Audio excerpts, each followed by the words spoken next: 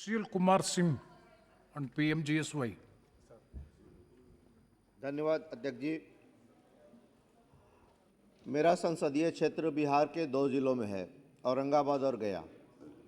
दोनों ही जिले अति नक्सलवाद से प्रभावित हैं और प्रधानमंत्री जी ने देश के पिछड़े जिलों को विकसित करने के लिए जो एक स्कीम लाया है, जिसे एस्पिरेशनल डिस्ट्रिक्ट कहते हैं, आकांक्षावान जिले, उस सूची में भी इन 2 जिलों का नाम है। मैं आपके माध्यम से सरकार से ये निवेदन करना चाहता हूँ और संजोग से मेरा ये सौभाग्य है कि ग्रामीण विकास मंत्री श्री गिरिराज सिंह जी यहाँ सदन में उपस्थित हैं। मेरे संसदीय क्षेत्र के दोनों जिलों में प्रधानमंत्री ग्रामीण सड़क योजना के तहत जो 2 साल से पहले सड़कें बनी हैं, गुणवत्ता में कमी के कारण और अनुरक्षण के अभाव के चलते उन सड़कों की स्थिति आज के दिन बदहाल है। नई सड़कों के निर्माण के लिए भी हाल फिलहाल में कोई निविदा नहीं निकाली गई है। तो मेरा क्षेत्र सड़क के मामले में अभी थोड़ा पीछे हो गया है। वैसे तो बिहार ही बैकवर्ड है। अभी रूडी जी चर्चा कर रहे थे इसकी। Please put your demand. आपका डिमांड क्या है? I am concluding. नो, आपका डिमांड बोल।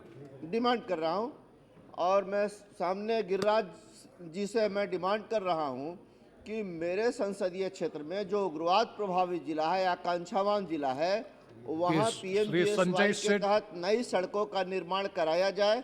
साथ साथ जो सड़कें निर्मित है, बनी हुई हैं, उनके भी अनुरक्षण की कार्रवाई शीघ्र से शीघ्र पूरी गुणवत्ता के साथ की जाए। धन्यवाद। साथ साथ छूटे हुए पुलों का भी निर्माण कराया जाए। धन्यवाद। धन्यवाद। श्री संजय सेठ। धन्यवाद सभापति महोदय। मैं एक महत्वपूर्ण विषय पर आपका ध्यान आकृष्ट करना चाहता हूं। जब इस देश का नाम अनादिकाल से भारत रहा है, तो फिर इंडिया दैट इज भारत कहने और लिखने की बोलने की जरूरत क्यों है? हमें हर चीजों के लिए अंग्रेजों से उधार लेने की आवश्यकता क्यों है? मध्यकाल में सिंधु को जब तुर्की और ईरानी सिंधु नहीं कह पाए तो उन्होंने इसे हिंदू कहा और इस प्रकार देश का नाम भारत होने के बावजूद हिंदुस्तान हो गया, जिसे हम हिंदुस्तान कहने लगे। अब अंग्रेजों को जब हिंदुस्तान कहने और बोलने में परेशानी हुई तो उसने सिंधु घाटी को, जिसे कभी इंदुज वैली भी कहा जाता था, उससे प्रभावित होकर भारत को इंडिया के नाम से पुकारा। ऐसे में विदेशियों के द्वारा दिए गए नाम से प्रभावित होकर इंडिया दैट इज भारत कहना भारत जैसे विशाल देश और उसकी महान गौरवशाली संस्कृति का अपमान है। ऐसे भी देखा जाए तो अंग्रेजों के द्वारा इंडिया कहने के पूर्व इस देश का नाम मनुष्यों ने कई नामों से पुकारा, जैसे भारतवर्ष, आर्यावर्त, ब्रह्मावर्त, जम्बूद्वीप आदि नाम ऐसे भारतीय ग्रंथों में दिए गए। ऐसे गौरवशाली नामों को विस्मृत कर भारत पर्याय इंडिया को बना देना, फिर इंडिया को ही सार्वभौमिकता प्रदान करते हुए इंडिया दैट इज भारत कहना न्याय संगत नहीं है। महोदय, इसीलिए सदन से मेरा आग्रह है कि भारत का नाम सिर्फ भारत हो, इंडिया दैट इज भारत कहने और लिखने की परंपरा। Please see, there are more than 60 members. Honorable Speaker has allowed all the members to make their one second. So I request all the honorable members to confine their submission within 1 minute. You please put up the demand with minimal observation. So next is Dr. Preetham Mundeji. Thank you so much, Chairperson sir. I would like to speak in my mother tongue, Marathi. आज राज्यामध्ये महाराष्ट्र सरकार हे मराठा आरक्षणाच्या बाबतीत असलेली उदासीनता, SC आणि ST च्या पदोन्नतीतल्या आरक्षणाच्या बाबतीत असलेला निष्काळजीपणा, अशा अनेक मुद्द्यांवरती बोलता येईल।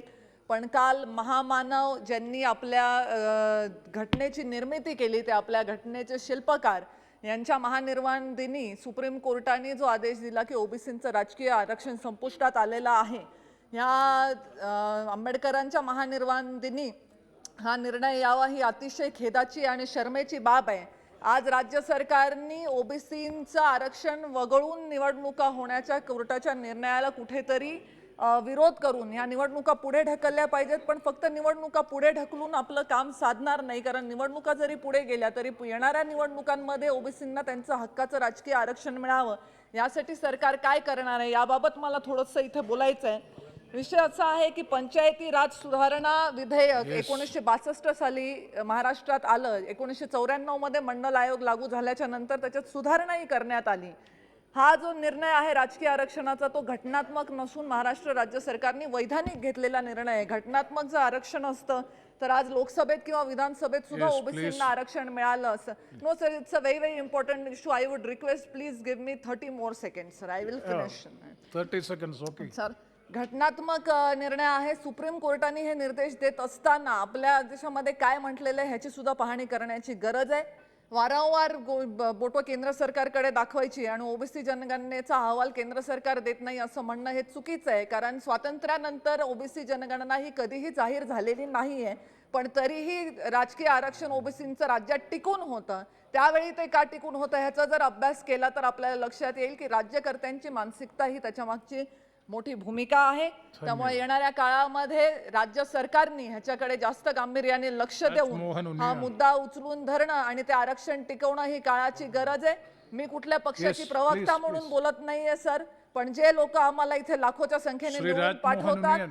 त्या ओबीसी इतर लोकांना त्यांचं आरक्षण मध्ये कोणी घालणार नाही. आणि OBC Thank you very much, Speaker sir. Swadeshi Darshan scheme is a scheme of Ministry of Tourism under Government of India. The scheme aims to promote, develop and harness the potential of tourism in India.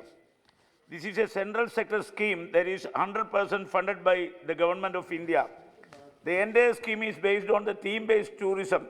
Each theme is called a circuit and composed of various tourist destinations. Tourist circuit is defined as a route having at least 3 major tourist destinations which are distinct and apart. Bekal Fort, built by Shivappa Nayaka of Keladi in 1650 AD at Bekal in Kasaragod district, is the largest fort in Kerala, spreading over 40 acres of land. Kasaragod has a legion of ancient and medieval forts in addition to Bekal Fort like Hosur Fort, Yes. Chandagiri Fort and Paval Fort. Sir, I pray the Government of India to constitute a fourth circuit in Kasaragod under the Swadeshi Darshan scheme. Thank you very much, sir. Thank you, thank you. Sri Chandrasekhar Sahu. See, the mic will be automatically off after 1 minute, so kindly frame your speech in such yes, a sir. way that it can be finished Yes, sir. within 1 Thank minute. you, sir. Thank you, sir. Sir, there are about 21 rake points in Odisha having various type of problems. They does not have shared facility, approach road, lighting, platform, etc. Infrastructure in these rake points needs to be developed on priority basis for smooth operation and facilitate better distribution of fertilizers in the state of Odisha. In Pallakhamandi, my parliamentary constituency, that is in Gajapati district, there is no rake point for fertilizers. The farmers of this region has been facing lot of problems in the absence of rake point in Pallakhamandi. I request the Honorable Minister through you, sir, to sanction fertilizer rake point district and also examine the difficulties being faced by the existing fertilizer rake points and resolve them in a time-bound manner for smooth distribution of fertilizers to the beneficiaries and farmers. Thank you, Sri Anubhav Modi. Thank you so much, sir. Sir, while appreciating the robust measures taken for economic revival of rural areas in the post-pandemic period, kind attention of the government is drawn towards the rupees 1,088.72 crore liabilities pending under Manregas for Odisha, sir. Our Honorable Leader and Chief Minister of Odisha, Shri Naveen Patnaik ji, has already written a letter dated 1st November 2021 to Honorable Prime Minister of India. In this regard, emphasizing on the issue, I would earnestly urge upon the Government of India through you, sir, for the timely payment of wages to the poor job seekers, which is the fundamental guarantee under the Manregas Act. Similarly, timely release of payment for material is critical for creation of tangible and durable assets under Manregas. I would urge upon the Honorable Prime Minister to suitably advise the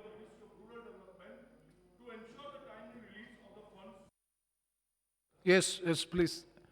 Sir, I urge upon the Honorable Prime Minister to suitably advise the Ministry of Rural Development to ensure the timely release of the funds for wages and material payment under the Manregas is carried out without fail. I would like to further draw your kind attention that significant number Thank you. returning migrants, it's about migrants, sir. Sir, Next post-COVID, is Sri K. Navaskani.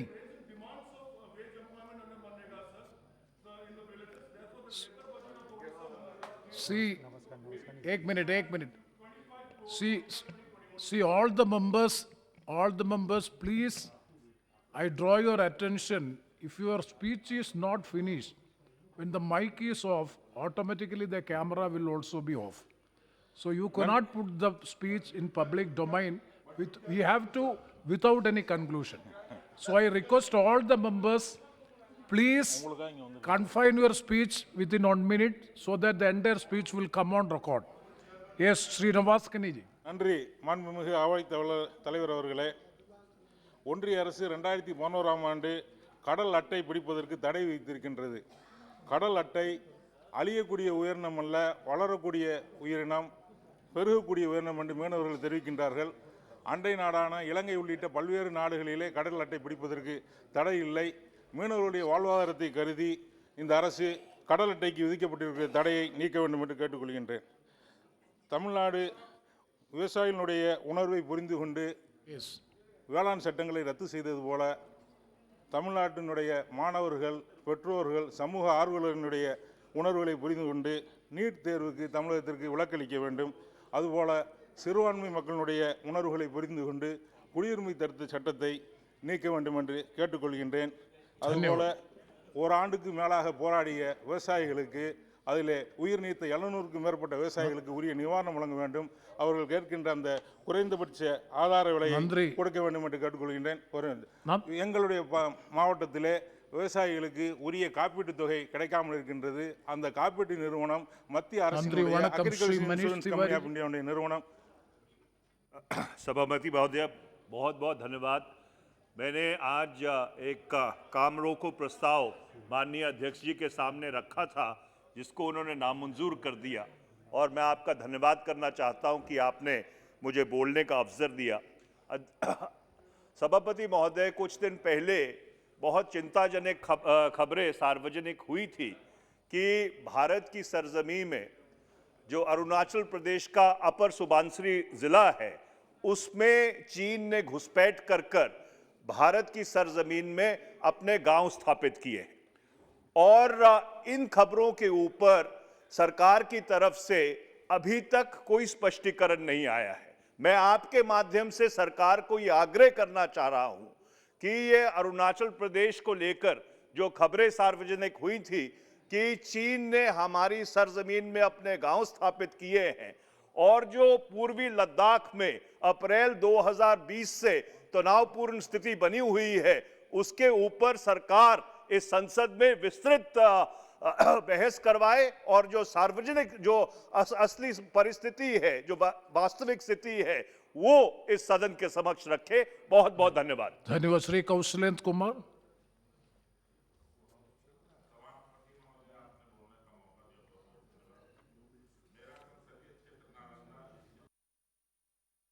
इतिहास का गौरव है।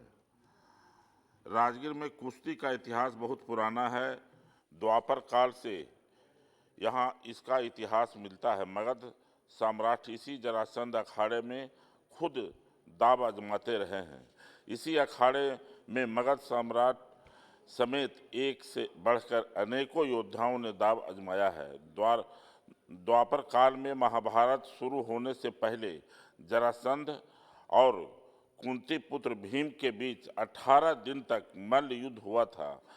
आज इसका रख रखाव काफ़ी खराब है।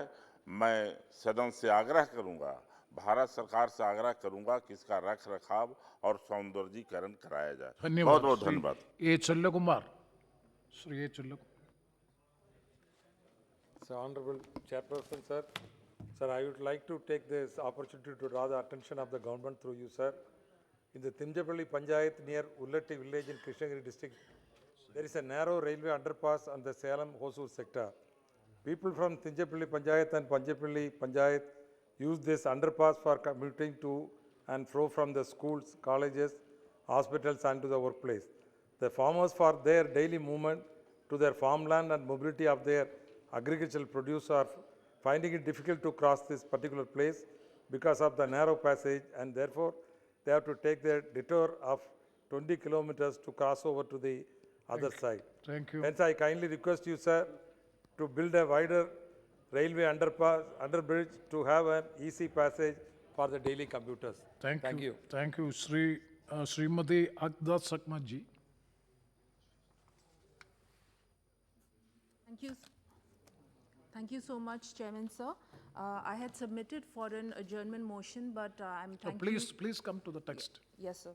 So on the 4th of December, a very unfortunate and condemnable incident took place in the village of Oting in the Man district in Nagaland, where about 14 civilians were shot dead by the armed forces in a so-called counter-insurgency operation. So this is not the first time that an incident like this has taken place, where innocent civilians have had to bear the brunt of the draconian laws like the Armed Forces Special Powers Act.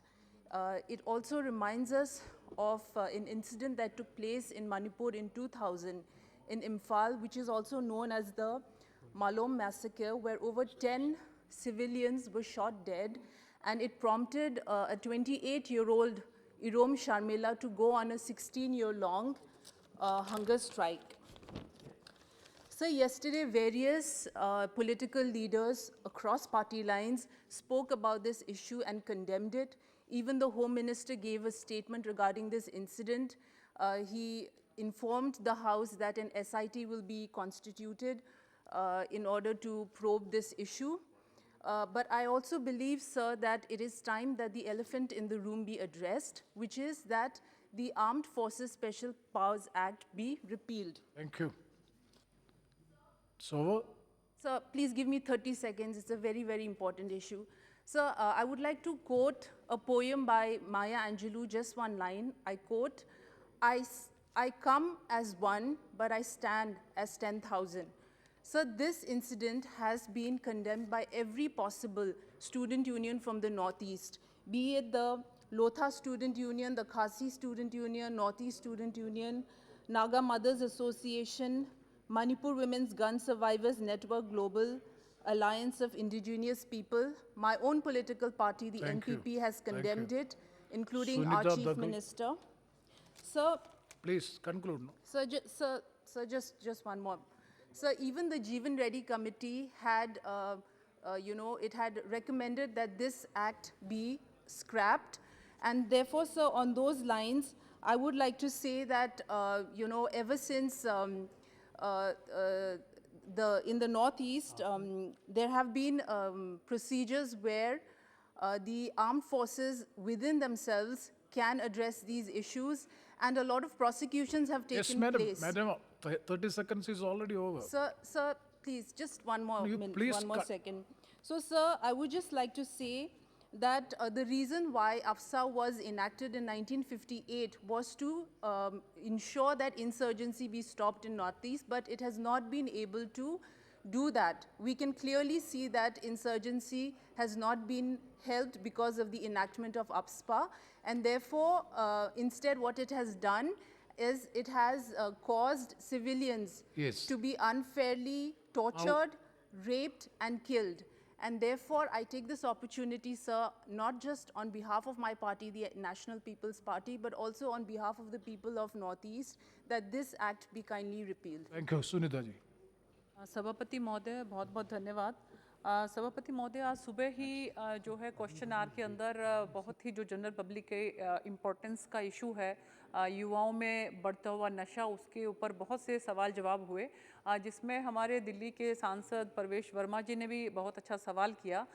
तो पूरे केंद्र सरकार ने पूरे भारतवर्ष के अंदर 272 ऐसे district चिन्हित किए हैं जिसके अंदर कि ये मामला बहुत सीरियस है, और उसमें सभापति महोदय हमारे हरियाणा के 10 जिले जो हैं वो आते हैं, और उसमें से भी आप मेरी लोकसभा जो है उसके अंदर 2 मेन जिले हैं, और दोनों के दोनों जिले जो हैं इसके अंदर आते हैं।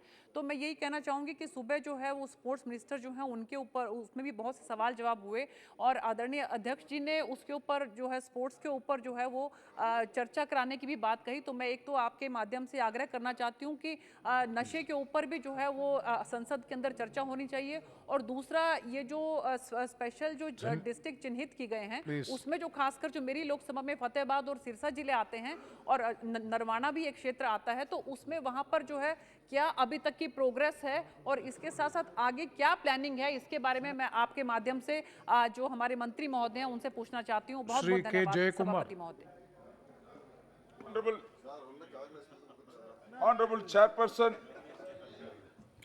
Honorable Chairperson, thank you for the opportunity. I raise here to register my strong disappointment over the lackluster performance of the National Highway Authority of India in my constituency. There is a road formed widening the road of 43 kilometers from Madhavaram to Thada. And this project has been going on for the last 5 to 6 years. Even now, it is not sure when they will complete this project. The government has been, the department, that is National Highway Authority of India, is giving the contractor extended opportunities, and the additional payments cost run is also taking place, and the project is of about 300 crores, and they are taking more years. I urge upon the government through you to take immediate steps to see that this project is completed, as it is a nuisance to the Narayan Bhai people over Kasadia. there. Thank you. Narayan Bhai Kasadia. बहुत बहुत धन्यवाद सभापति महोदय। मैं आपके माध्यम से माननीय शिक्षा मंत्री को ध्यान आकर्षित करना चाहता हूं। एसएसए यानी कि सर्व शिक्षा अभियान जो पूरा देश में केंद्र की शिक्षा मंत्रालय के द्वारा उसको फंड दिया जाता है हर एक स्टेट को, लेकिन पिछले 2 साल से उसमें कमी आई है और राज्यों को फंड नहीं मिला है। तो मैं आपके माध्यम से माननीय शिक्षा मंत्री को ये कहना चाहता हूँ कि जो राज्यों में जो डिस्ट्रिक्ट में प्राइमरी स्कूल है उसमें खंड बहुत ही जर्जरित है और कमी है।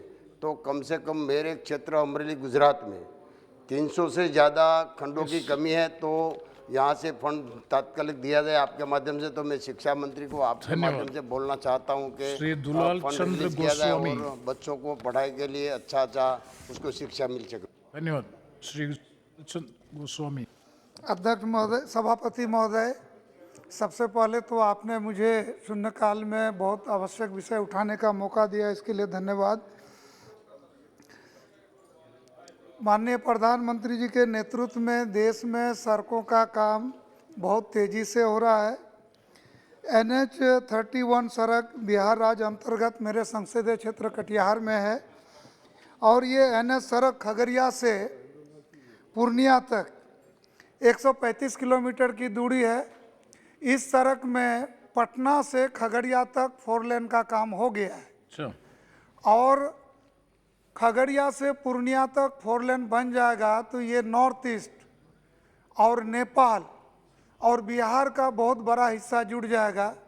मैं आपके माध्यम से माननीय पथ परिवहन मंत्री से निवेदन करना चाहूँगा कि उन्होंने देश में सड़कों का जाल बिछाया है, गुणवत्तापूर्ण सड़क का निर्माण किया है, तो मेरा इस महत्वपूर्ण सड़क का निर्माण करे।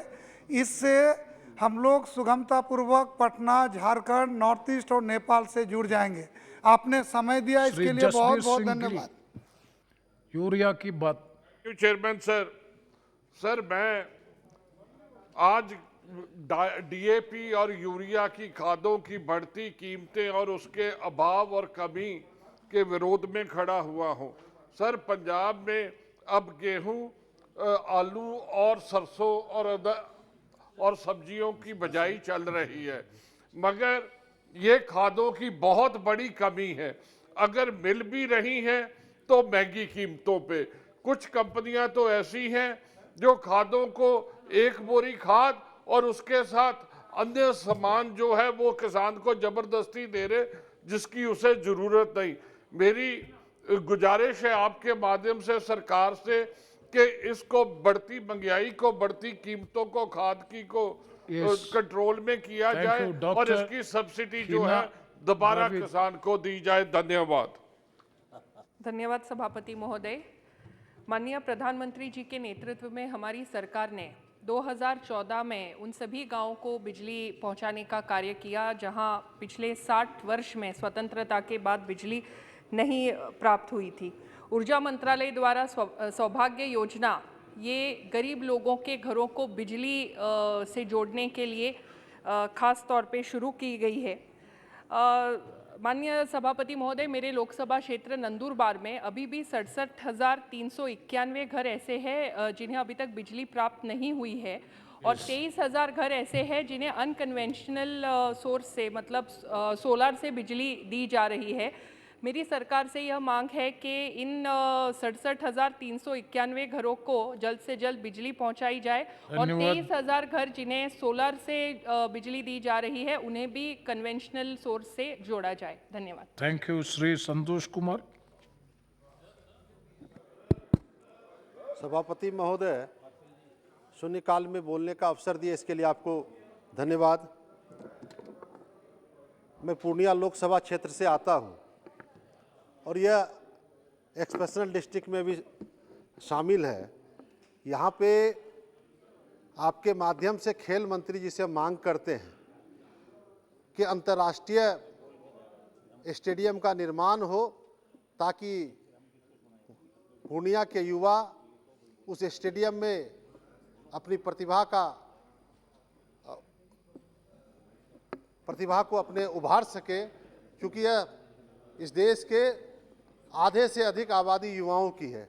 इसलिए खेल के क्षेत्र में माननीय प्रधानमंत्री जी और खेल मंत्री जी काफ़ी रुचि ले रहे हैं। धन्यवाद। आपके माध्यम से पूर्णिया में जो इंदिरा गांधी स्टेडियम है उसको अंतर्राष्ट्रीय स्टेडियम के रूप में जीर्णोद्धार किया जाए, उसका पुनर्निर्माण किया जाए, ये आपसे मांग थॉमस चारिकाड।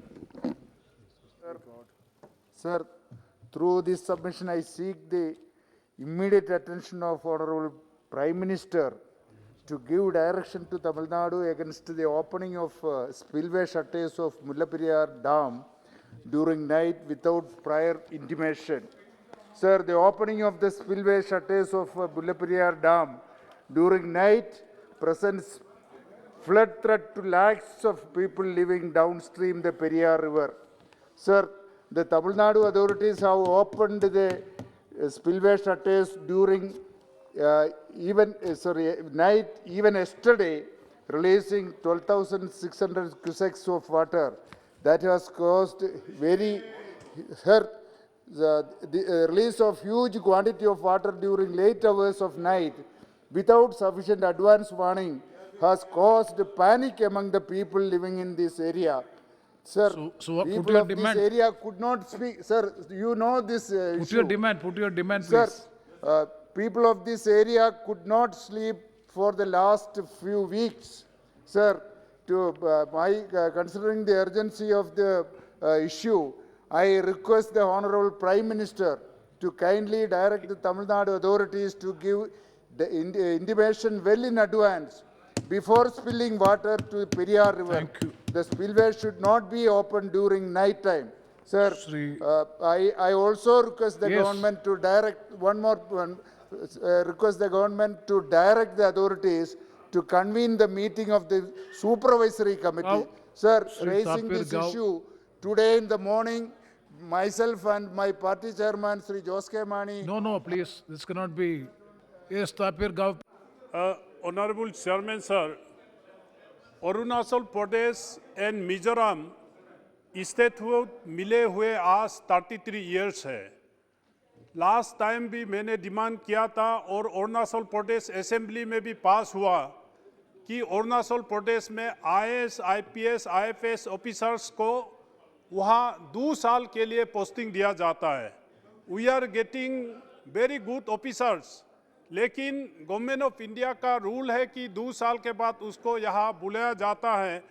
तो इसलिए मैं गवर्नमेंट ऑफ इंडिया से ये मांग है, अरुणाचल प्रदेश और मिजोरम के लिए IAS, IPS and IPS officer के लिए state cadre, separate cadre create किया जाए ताकि IAS ऑफिसर वहाँ दिल लगा के काम कर सके। IPS, IAS ऑफिसर के लिए सुरक्षित भी है, यही मेरा मांग है। Thank you. Shri Mahabali Singh.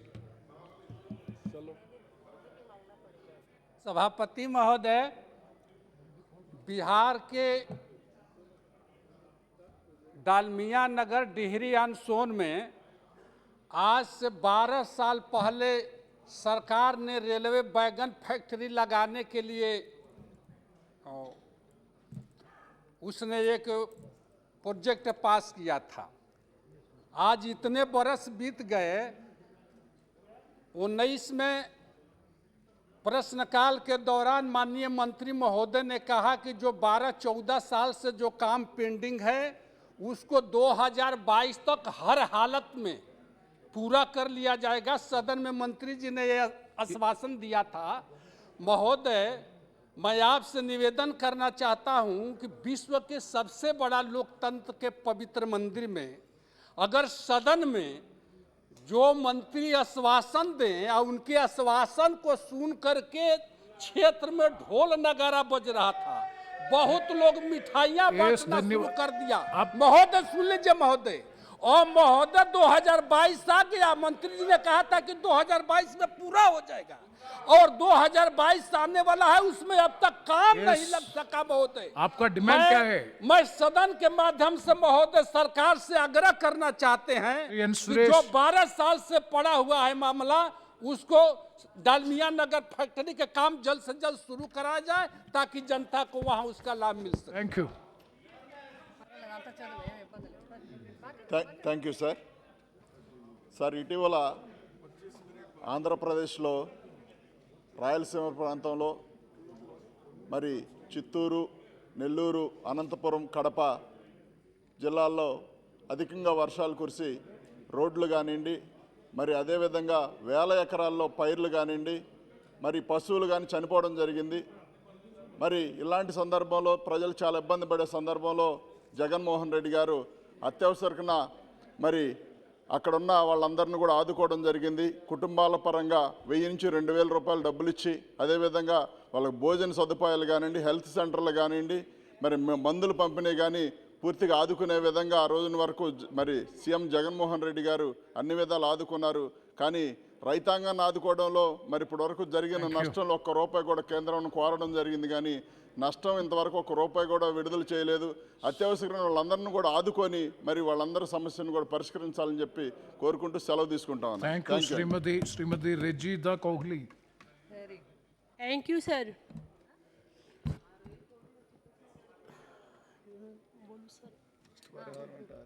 Thank you sir. मैं सदन के माध्यम से रेल मंत्री का ध्यान मेरे भरतपुर जिले की जो बयान है उसकी ओर आकर्षित करना चाहती हूँ.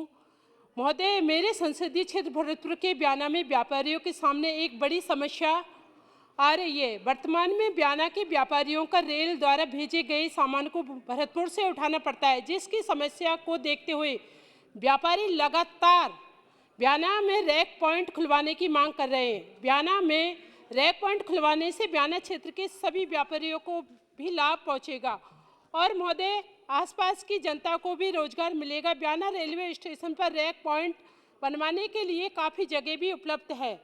वहाँ पहले से भी रेलवे लाइन के लिए बिछाई जाने वाली गिट्टियों का रैक पॉइंट बना हुआ है. अतः आपसे निवेदन है बयाना में रैक पॉइंट बनवाए जाने, जिससे आसपास के किसानों की समस्या का हल हो सके. बयाना रैक पॉइंट से कई क्षेत्रों को माल सप्लाई किया जा सकता है. भुसावर, वेड़, छोकड़वारा, रूपा, सोदावल से प्लीज नॉर्थ ईस्ट सप्लाई किया जा सकता है. भुसावर, वेड़, छोकड़वारा, रुब्बा, रोदावल सहित अन्य कई क्षेत्रों के लोग बयाना से समय पर अपना माल का आदान कर सकेंगे. व्यापारियों को भरतपुर से माल उठाने में काफ़ी परेशानियों का सामना करना पड़ता है, जिससे क्षेत्र की जनता को समय समय पर उपलब्ध नहीं हो पाता. और सबसे ज़्यादा प्लीज सर समस्या कृषि के संबंधित सामानों में आती है. अभी फिलहाल में DAP की कमी चल रही है पूरे भरतपुर जिले में भी और समय पर नहीं. Thank you, sir. Sir, Northeast India is one of the most biodiverse places in the world. It is a biodiverse hotspot. The kind of flora, fauna, wildlife, natural beauty is unique to Southeast Asia. The union government's push towards oil palm plantation in the Northeast threatens this diversity. It will lead to increase of air pollution, displacement of forest birds, reduction of forest cover, and it is detrimental to the natural pH value of the soil. I request the government to fund alternative crops such as bamboo, cane, or coconut, or local plants value the forest raw material that is there in the Northeast. In today's time, we need a climate smart agriculture in the Northeast India. Shri Thank you. Gajanan Kirtikar. आपका अत्यंत आभारी हूँ sir. महोदय, हिंदुस्तान में 7,517 kilometre का लंबा समुद्र किनारा मिला है। इस समुद्र किनारे में आसपास कई नागरी बस्तियाँ, विशेषतः मशरूआ की बस्तियाँ बसी है। महोदय, जब भी समुद्र में तूफान आता है, तूफान में इन बस्तियों का और मशरूआ का काफ़ी आर्थिक और जैविक नुकसान होता है। सन 2009 में फयान तूफान, 2019 में वायु तूफान, 2020 में निसर्ग तूफान तथा हाल ही में तोकते तूफान में कई बस्तियां उजड़ गई है और मछुआरे का करोड़ों रुपए का नुकसान हो चुका है।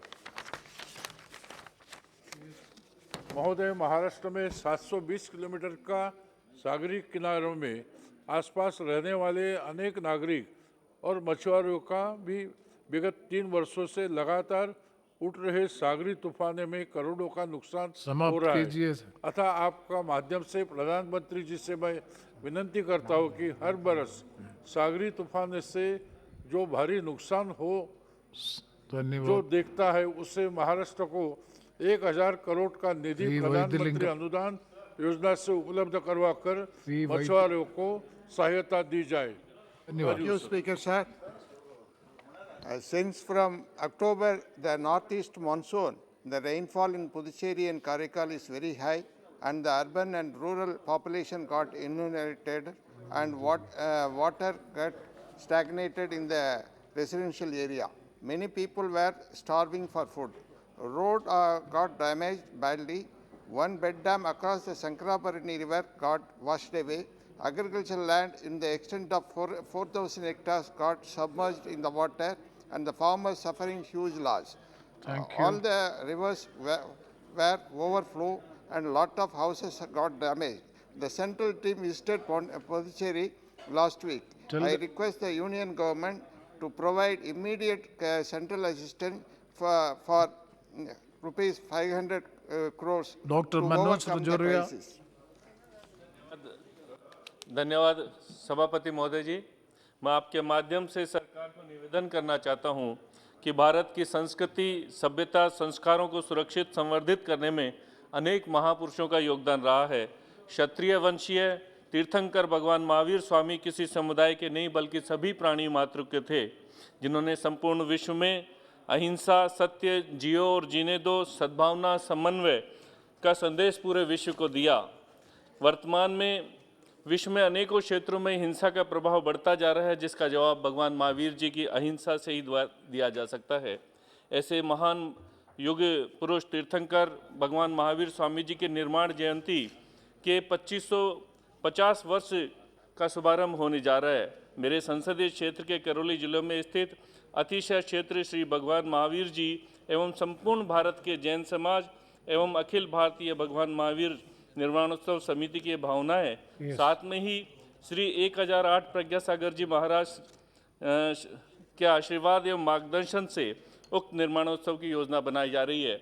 मेरी आपके माध्यम से भारत सरकार से मांग है कि विश्व कल्याण के इस मार्ग को देखते आगामी वर्षों में दीपावली 2023 से दीपावली 2024 के मध्य विश्व कल्याण महोत्सव वर्ष के रूप में भगवान महावीर जी को समर्पित कार्य किया जाए। धन्यवाद। धन्यवाद। सर, आपण सगळ्यांनी एकत्र मिळून आरक्षणासाठी एक विधेयक केलं, एक मतानी ते पास झालं आणि आरक्षणाचे सगळे अधिकार राज्यांना दिले गेले। ते झाल्यानंतर महाराष्ट्राने एक ऑर्डिनन्स काढला आणि सगळ्या पक्षांना एकत्र घेऊन म्हणजे महाविकास आघाडीचे घटक आणि भाजप हे सगळ्यांनी एका मतानी त्या ऑर्डिनन्सला पाठिंबा दिला आणि त्यानंतर माननीय मुख्यमंत्री, उपमुख्यमंत्री बाळासाहेब थोरात या सगळ्यांनी मिळून ठरवलं आणि हा आरक्षणाचा निर्णय घेतला।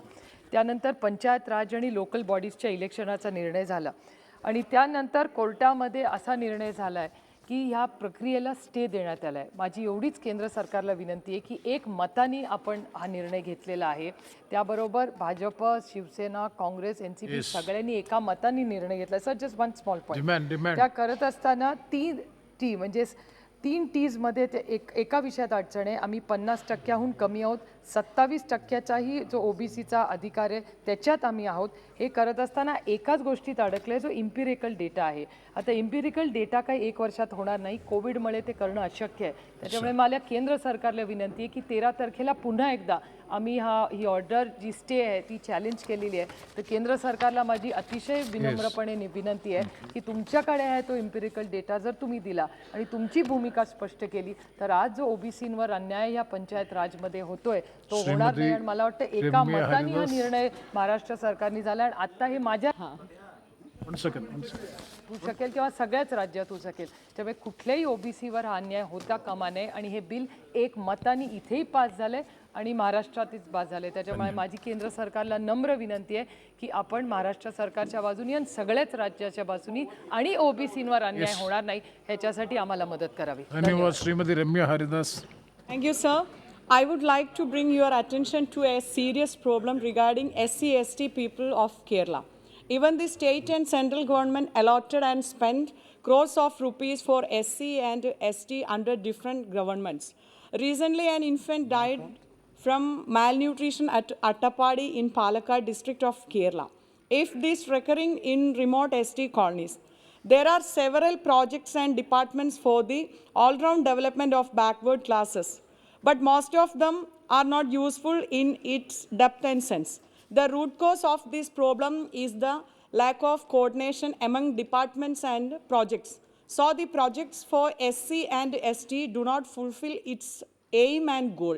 I request government to appoint a special nodal officer other than deputy collector or revenue officials in district level to implement and monitor the various projects. This will smooth the function of various departments, including tribal and SC development departments. Conclude. I request the government to take positive steps towards this issue. Thank you, sir. Thank you, Shri Ramakant Bhargav ji.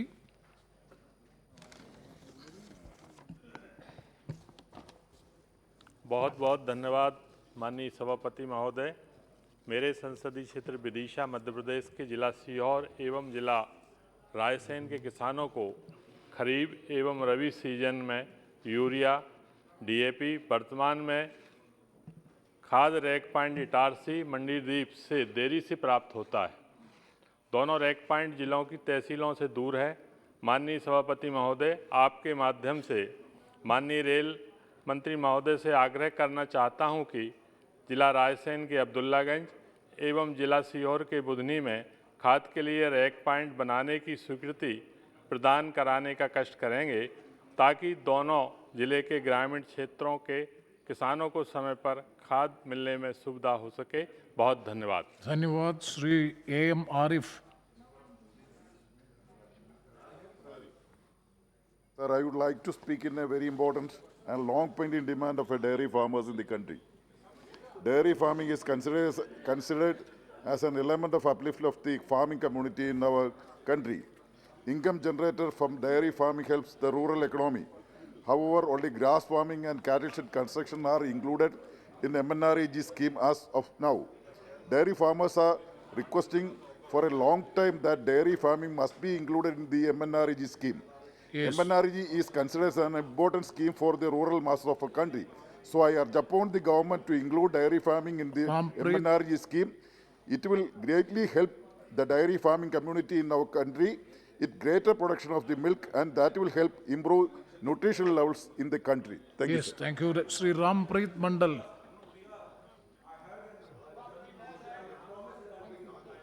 No, please. Now we are giving preference. Wait. Now we are giving preference to those members who have not participated in the Surover in the former days. Please. सभापति महोदय, मेरे क्षेत्र राजनगर के One second. Your notice is already been rejected by the Honorable Speaker. You have no claim on this. Please be seated, please.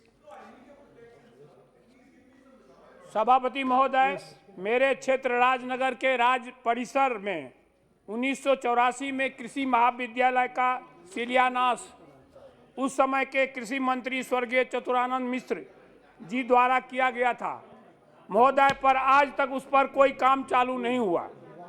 आपके माध्यम से मैं माननीय कृषि मंत्री जी से अनुरोध करना चाहूँगा महोदय कि उस पर जल्द से जल्द काम किया जाए, ताकि हमारे क्षेत्र के बच्चों को दूसरे क्षेत्र में पढ़ने के लिए नहीं जाना पड़े और किसानों को अच्छी तकनीकी से उनको सुविधा मिल सके और ज्ञान प्राप्त हो सके महाविद्यालय के द्वारा। धन्यवाद महोदय।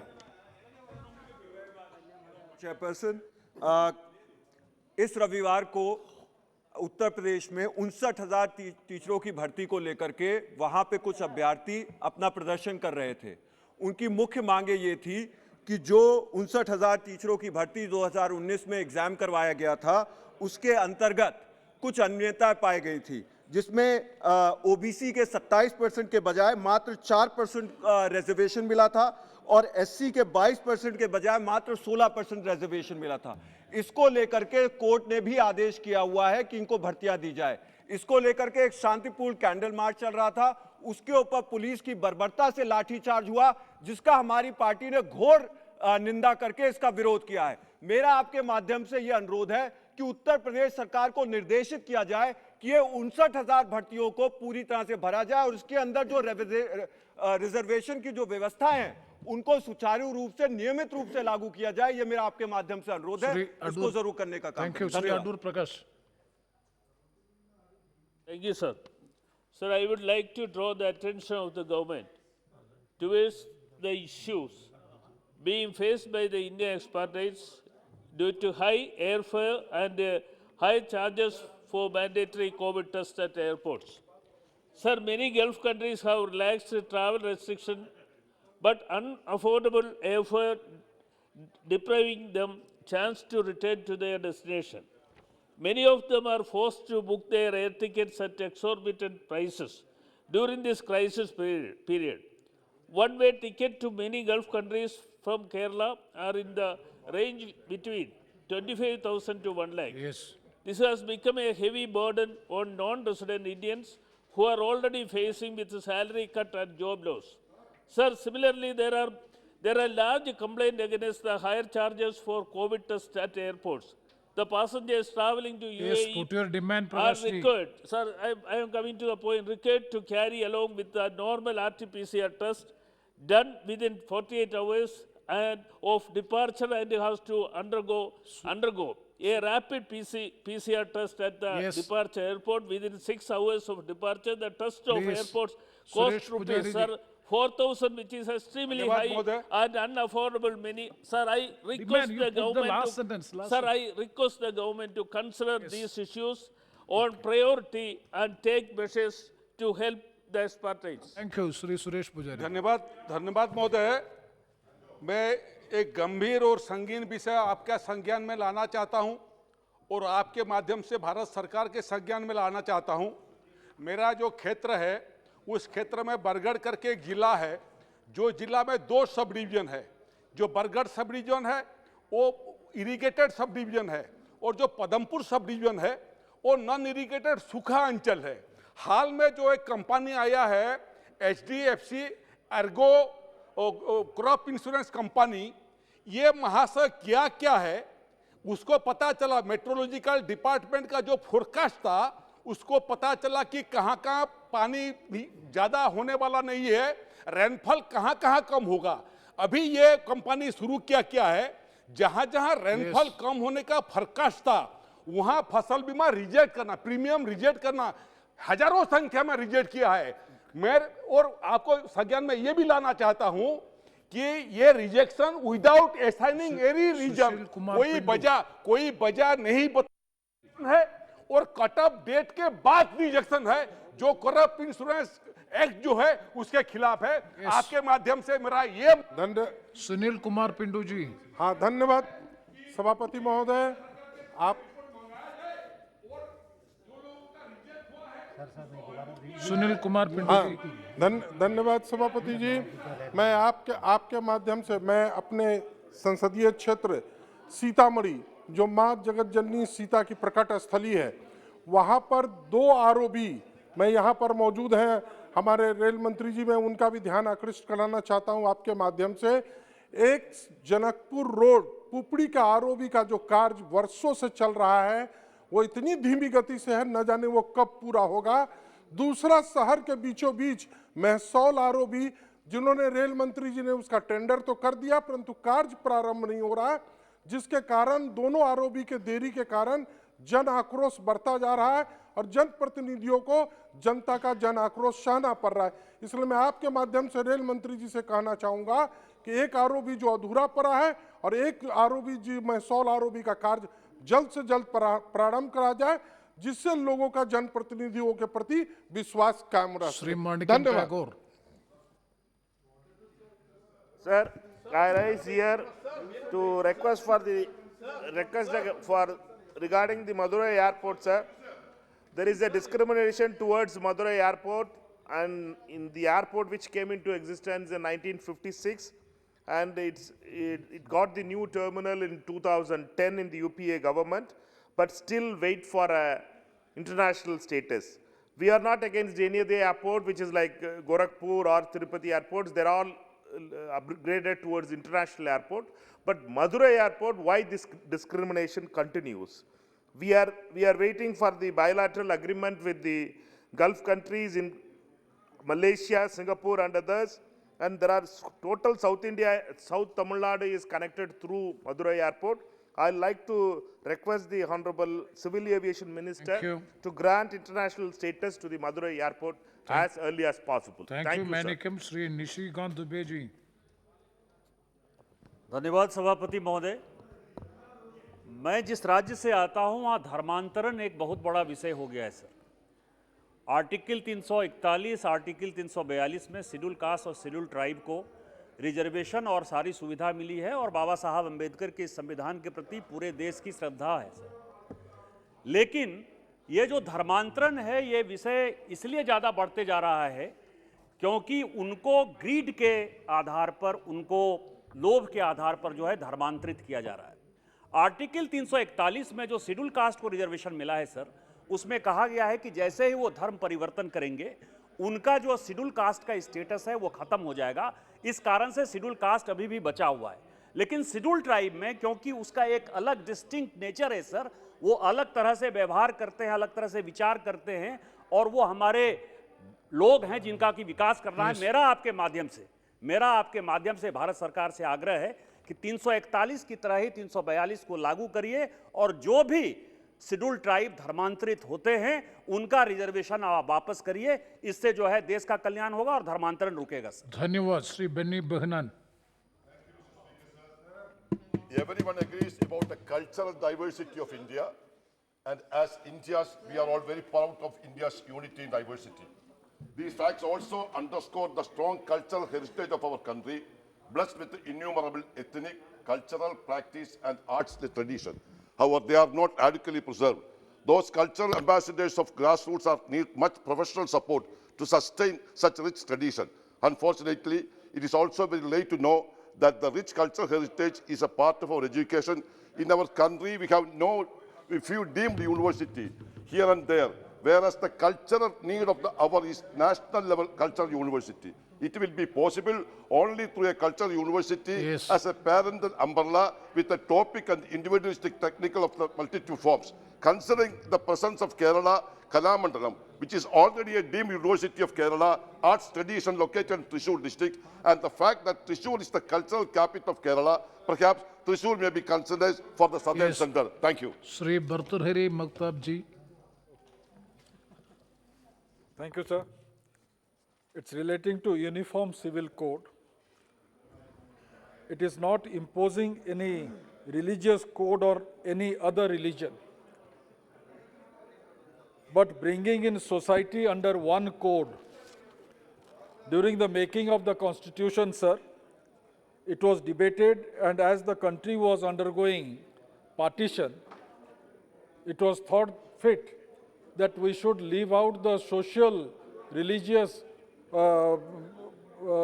code as it is being practiced for some years. But as independent India is in the 75th year of its independence, I think it is now necessary that we should deliberate, or the government should take the initiative to have uniform civil code. Recently, in this year alone, 2 specific high courts like Delhi High Court and Allahabad High Court have made pronouncement relating to the having a uniform civil code. Uniform civil code does not mean imposing Hindu code on every religion. Yes. Uniform civil code means to bring in better things from different codes together. And I believe that Muslim code on marriages is the most modern system that we have in our country. I think that needs to be also involved with other religious things. So therefore, I request the misconception should go, and at the same time, I urge upon the government to take steps to implement uniform civil code. Already, as I had said, Delhi High Court has done it. Allahabad High Court has also made an announcement on it. And it is necessary when such suggestions are coming from the judiciary, at least the executive should come forward and to form a committee at least to bring in uniform civil code. Thank you, sir. Thank you chairman साहब, मेरी खुशी है अभी आप इस कुर्सी पे बैठे हैं, समझ सकते हैं सर मेरी बात। सर मैं उस स्टेट से आता हूँ, बदकिस्मत स्टेट से, जिसको sir for last 55 years sir अपनी कैपिटल नहीं मिली अभी तक।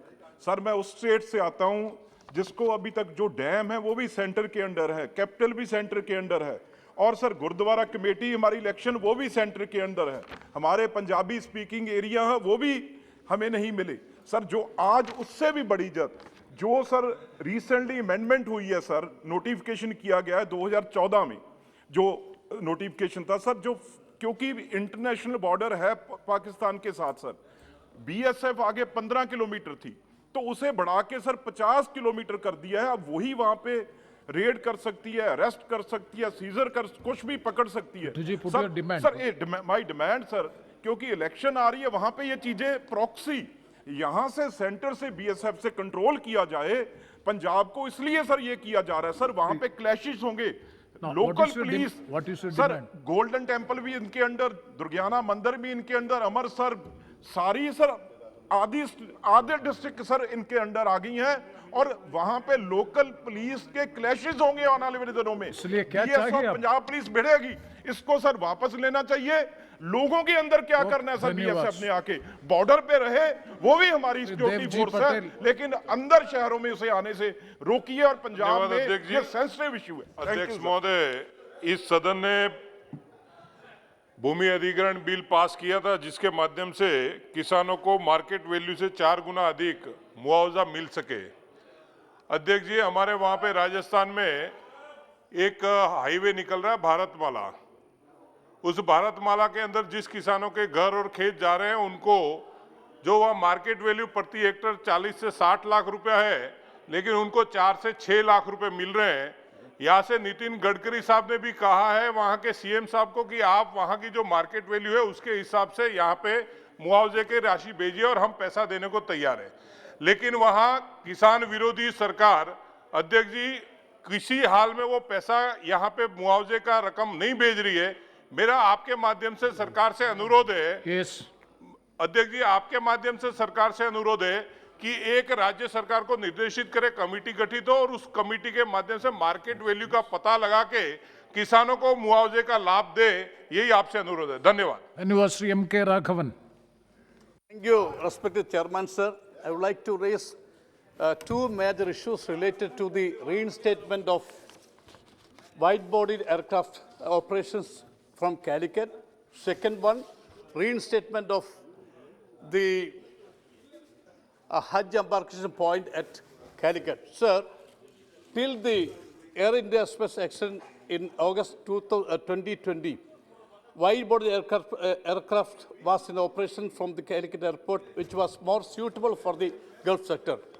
Sir, unfortunately, after the accident, the Civil Aviation Authority has been suspended the wide-body services. Sir, it is believed that some vested interests are against reintroduction of wide-body aircraft at Calicut. My humble submission before the minister, sir, while the unwritten suspension should be revoked, the committee should visit Calicut immediately and steps for the immediate reinstatement of the wide-body aircraft operations. Number second, sir, please, sir, few minutes, sir. Srimati Diya Kumari. Steps to restore the Calicut as Hajj embarkation point. Thank you, sir. Thank you. Srimati Diya Kumari ji. Thank you, sir, for giving me this opportunity to put forward a pressing demand to open a government medical college in my constituency, Rajsamand. I am grateful to our Honorable Prime Minister for prioritizing development of medical infrastructure in our country and sanctioning the setting up of 75 medical colleges across the country in various states. So, there's one private medical college in Rajsamand, but aspiring doctors from the local community find it difficult to afford its fees. Setting up a government medical college with robust medical infrastructure will not only be a great relief for medical aspirants, but also give access to affordable premium healthcare to the local people of the region. So please put Sir, your through demand. you, I request the Minister to look into the matter, provide relaxation in the norms and sanction the requisite approvals for a government medical college in Rajsamand. Thank you, sir. Dhanush M. Kumar. மாண்புமிகு அவைத்தலைவர் அவர்களே, நான் சார்ந்துள்ள தென்காசி தொகுதி முழுவதும் விவசாயம் சார்ந்த தொகுதி. இந்த பகுதி விவசாயிகளின் வாழ்வாதாரத்தை பாதுகாப்பதற்கும் மேம்படுத்துவதற்கும் ஒன்றிய அரசாங்கத்தினுடைய உணவு பூங்கா திட்டத்தை பகுதியில் செயல்படுத்துவதுடன் நீண்ட காலமாக கேரளா அரசாங்கத்துடன் தீர்க்கப்படாமல் இருக்கும் செண்பகவல்லி அணை பிரச்சனையை தீர்த்து வைத்து இந்த பகுதியில் பல ஆயிரம் ஏக்கர் நிலங்கள் பாசன வசதி பெறுவதற்கு வழிவகை செய்ய வேண்டும் எனவும் 80% விவசாய நிலங்கள் மேற்கு தொடர்ச்சி மலை அடிவாரத்தில் உள்ளது. இந்த பகுதியில் உள்ள விவசாய நிலங்கள் ஆண்டு முழுவதும் வனவிலங்குகளால் பாதிப்பிற்கு உள்ளாகின்றன. குறிப்பாக செங்கோட்டை பகுதியில் யானைகளால் விவசாயிகள் தொடர்ந்து பாதிப்புக்கு உள்ளாகிறார்கள். அதை தடுப்பதற்கு நிரந்தர நடவடிக்கை எடுக்க வேண்டும் எனவும் ஒன்றிய அரசாங்கத்தால் தற்பொழுது அறிவிக்கப்பட்டுள்ள 4 வழிச்சாலை திட்டத்தில் இந்த பகுதி விவசாயிகளின் கோரிக்கைகளை முழுவதுமாக ஏற்க வேண்டும் எனவும் தங்கள் மூலமாக ஒன்றிய அரசாங்கத்தை கேட்டுக்கொள்கிறேன். நன்றி, வணக்கம். नवनीत राणा जी. आपका बहुत बहुत धन्यवाद। एनटीसी की जो मिलें हैं पूरे देश में, जो 23 मिलें आज फिलहाल की स्थिति में चल रही थी, पर 2020 से वो सभी मिलें बंद पड़ी हैं। और अमरावती में मेरे क्षेत्र में परतवाड़ा अचलपुर के बीच में जहाँ ट्राइबल क्षेत्र लगता है, वो मिल को 3 महीने के लिए चलाया गया 2020 में, पर उसके बाद फिर उन्हें रॉ मटेरियल नहीं है करके ये उदाहरण देके, ये एग्जाम्पल देके फिर से मिलें बंद कर गई हैं। 1000 से 2000 लोग वो ट्राइबल क्षेत्र को लगा हुए मिल में काम कर रहे हैं। पहले वो विदर्भ मिल थी, अभी वो फिन्ने मिल है। मैं आपके माध्यम से मंत्री महोदय से विनंती करूंगी, पूरे देश के मिलों के यूनियन के सभी लोग आज पूरे दिल्ली में आए हुए हैं उनका आंदोलन करने के लिए। मैं आपके माध्यम से मंत्री महोदय को विनंती करूंगी, उनसे मिलकर उनकी मांगे क्या, उनकी डिमांड क्या है, क्यों मिल बंद हुई है, क्या नुकसान है, उनको चालू करना बहुत जरूरी है। बहुत गरीब मजदूर उसमें काम कर रहे हैं। सर, मैं आपके माध्यम से मंत्री महोदय को विनंती करती हूँ। Thank you so much. Thank you. Shri Gajendra Singh Patel ji. धन्यवाद माननीय स्पीकर साहब।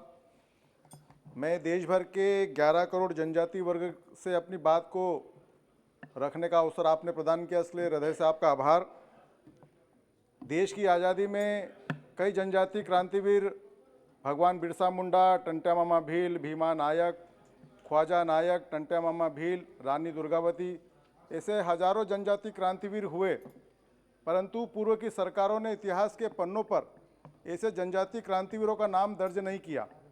ये पहला ऐसा अवसर आया है कि देश के यशस्वी प्रधानमंत्री आदरणीय नरेंद्र मोदी जी भोपाल की धरती पर 15 नवंबर को भगवान बिरसा मुंडा जी की जयंती पर राष्ट्रीय जनजाति गौरव दिवस उन्होंने घोषित किया। मैं देश भर के 11 करोड़ जनजाति वर्ग की ओर से आदरणीय प्रधानमंत्री जी का हृदय से आभार व्यक्त करता हूं, उन्हें धन्यवाद देता हूं। Thank you. Shrimati Chinda Anuradha ji. Thank you, sir. Sir, there are several state bifurcation related assurances that are yet to be fulfilled, which were made condition on the commitment to accord the special category status for the state of Andhra Pradesh. However, despite the passage of 7 years, the majority of commitments remain unfulfilled and Andhra Pradesh continue to face immense economic hardships and deprivation. Other assurances such as completion of 8 infrastructure projects, full-fledged establishment of 11 institutions of national importance under Schedule 13 of the Act by 2024, sanction of special development package for backward districts on the lines of Yes. Sir. On the lines of Bundelkhand special package have not been fulfilled, but only to a very minimal extent. Yes, to announce a special package. Sir, Finish. let me finish, sir. Yeah, This is please, the state please, issue. please. Because so Further- many members are remaining. Further, legal divisions of assets approximately valued at rupees 1,42,600 crores belonging to institutions listed under schedules 9 and 10 and of institutions are not mentioned in the Act, and which has not happened so far, and the functioning and resulting in adverse impact of the state, sir. Yeah. Through you, sir, I request the central government's kind attention and intervention with respect to these matters in crucial Shri It is Girish crucial to Chand. safeguard the interests of the state of Andhra Pradesh by sanctioning special state status. Thank you. सभापति महोदय जी, आपने समय दिया उसके लिए आपका बहुत बहुत धन्यवाद। महोदय, दिनांक 2 अप्रैल 2018 को अनुसूचित जाति और अनुसूचित जनजाति के एक्ट के संदर्भ में माननीय सर्वोच्च न्यायालय के फैसले के खिलाफ अनुसूचित जाति और अनुसूचित जनजाति के लोगों द्वारा पूरे देश में लोकतांत्रिक रूप से संविधान के अनुसार धरना प्रदर्शन कर रहे थे, लेकिन उत्तर प्रदेश राज्य सरकार अपनी गलत मंशा के अनुरूप दलित विरोधी मानसिकता का परिचय देते हुए हजारों संख्या में छात्रों, युवाओं और अन्य के ऊपर 24 से 32 धाराओं में मुकदमे लाद कर उनका जीवन बर्बाद करने पर तुली है। आज भी अन्य स्थान पर पूरे उत्तर प्रदेश की पुलिस निर्दोष लोगों को फंसाने की धमकी दे रही है और फंसा भी रही है। अब इन हजारों छात्रों, युवाओं के ऊपर मुकदमे लगा दिए गए हैं जिनका जीवन जीना दूभर हो गया है। प्रथम तो बेरोजगारी, दूसरा आर्थिक विपन्नता।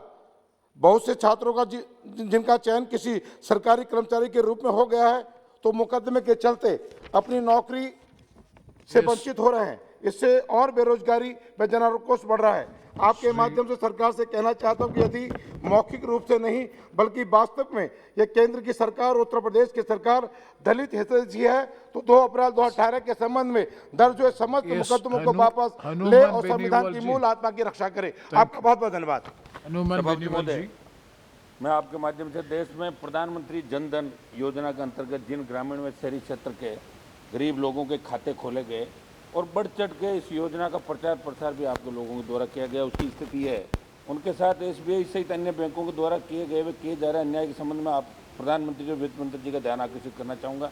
एक तरफ सरकार ने देश के आम आदमी को बैंकिंग से जोड़ने के लिए जिस इरादे के साथ प्रधानमंत्री जन धन योजना के खाते खुलवाए, दूसरी तरफ IIT बॉम्बे की ट्रांजैक्शन रिपोर्ट के अनुसार वर्ष 2017 से 2019 तक महीने में 4 से अधिक डिजिटल लेन देन पर हर बार 17.70 रुपये शुल्क वसूलता रहा और उस दौरान बैंक ने 12 करोड़ जन धन खाता धारकों से 164 करोड़ रुपए इन गरीब लोगों खातों से वसूल कर लिए, जो नियम विरुद्ध थे, क्योंकि ये जन धन खातों से जुड़ी शर्त का भी उल्लंघन था। और यही नहीं, भारतीय रिजर्व बैंक के उन मानकों को भी तोड़ा जिसमें खाते के साथ नई सेवाएं जोड़ने के लिए वसूले जाने वाले शुल्क धन्यवाद।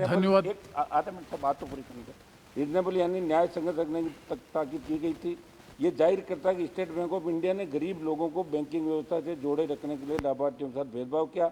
मेरा सरकार से आग्रह है कि स्टेट बैंक ऑफ इंडिया सहित तमाम बैंकों की स्टेटस रिपोर्ट सरकार मंगवाए, उन्हें इस प्रकार कितनी राशि नियम विरुद्ध वसूल की है और इसे ब्याज सहित जल्द से जल्द उनके खातों में लौटाया जाए, क्योंकि प्रक्रिया को लंबित कर दिया तो ये प्रधानमंत्री जी की योजना और उनके विजन पर चोट साबित होगी। और ऐसा कृत्य क्यों हुआ उसकी जिम्मेदारी तय की जाए और संबंधित खाता धारक को सूचित किया जाए कि पैसे गलत काट लिए, जो वापस लौटाए जाए, तभी योजना की सार्थकता में मतलब प्रधानमंत्री जी की के विजन को चुनौती दे रही है। भाषण नहीं, बेनीवाल जी भाषण नहीं, आप। Sir, there are 6 airports which are commercially operating in Tamil Nadu. 4 of them are much more active, but only Trichy is not directly connected to Delhi. So I would urge the government to, the Civil Aviation Ministry to urge upon the private airline companies to make sure there is a direct air connectivity between Trichy and New Delhi. This will greatly benefit Trichy, Pudukottai, Arimbalam, Thirumayam and Karaikudi. And particularly Trichy is a big religious town. I know there is a big move towards people to going and visiting many temples, particularly new temples. This will encourage people to come and visit the Sri Rangam temple, which is an ancient temple Thank you. where Lord Rama is supposed to have come and prayed. So instead of going to newer temples, people can come to more ancient temples which are there in Tamil Nadu. Thank you, Sri Sunil Kumar Soni. धन्यवाद सभापति जी। माननीय प्रधानमंत्री जी की मंशा है कि देश के अंदर में जो कच्चा मकान है, जिनका खपरे का मकान है, उनका पक्का मकान बने प्रधानमंत्री आवास के तहत। लेकिन छत्तीसगढ़ के अंदर में पिछले 2 सालों से प्रधानमंत्री आवास स्वीकृत नहीं हो रहे हैं और यहाँ तक कि छत्तीसगढ़ के अंदर में 7,81,000 प्रधानमंत्री आवास लौट गए हैं। लगभग 11,000 करोड़ रुपया लौट गया है।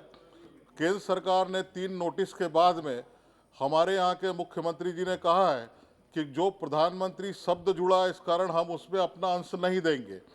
तो मेरी सरकार से आग्रह है कि वो हस्तक्षेप करके छत्तीसगढ़ के अंदर में उन गरीब भाई बहनों को न्याय दिलाए, उनके मकान बने, वहाँ के लोगों के जो मंशा है वो पूरी हो।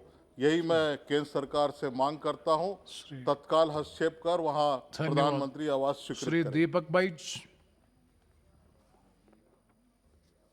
माननीय चेयरमैन साहब, छत्तीसगढ़ प्रदेश में गरीबों को मिलने वाला प्रधानमंत्री आवास योजना की राशि 2020-21 और 21-22 इन 2 वर्षों की राशि अभी तक केंद्र सरकार के द्वारा जारी नहीं दिया गया है, जो कि छत्तीसगढ़ की सरकार केंद्र सरकार से लगातार मांग कर रही है।